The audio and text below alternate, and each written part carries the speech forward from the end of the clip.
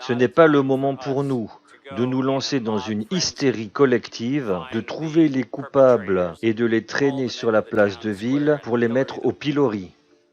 C'est le moment pour nous de reconnaître que chaque décision prise aujourd'hui par l'une des parties conspiratrices était parfaitement logique à chaque étape où chacune de ces décisions a été prise. La somme de ces étapes progressives a conduit à la dévastation parce qu'ils ont perdu le contact avec leurs semblables. Mais c'est une invitation pour chacun de nous à examiner la manière dont nous vivons et comment pas une seule de nos décisions à aucun moment n'est sans conséquence.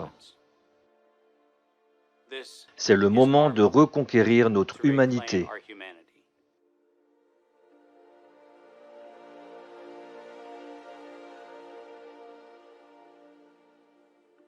Un autre million et demi. Nos vies sont fascinées et guidées par des histoires. Les histoires que l'on nous raconte deviennent les histoires que l'on raconte.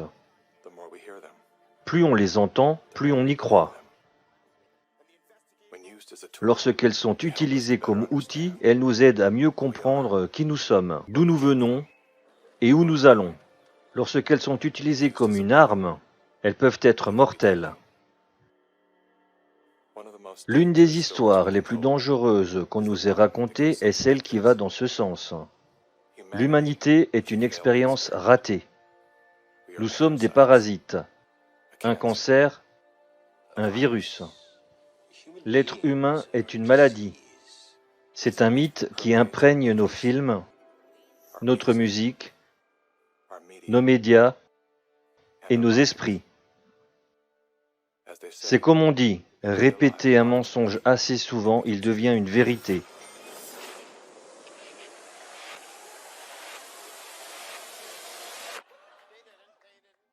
C'était peut-être le but des auteurs de cette histoire.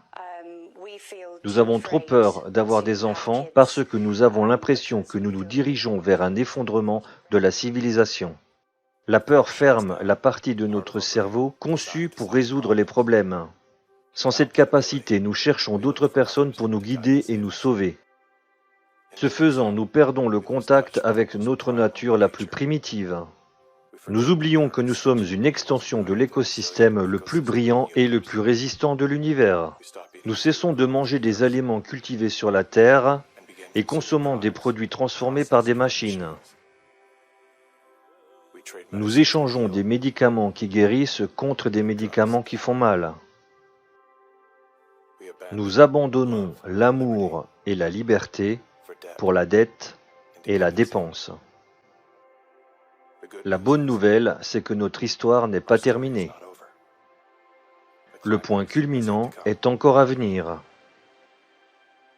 Ce moment où le héros se relève de la défaite en invoquant une force qu'ils ont oublié qu'ils avaient, une force intérieure, une force de la nature.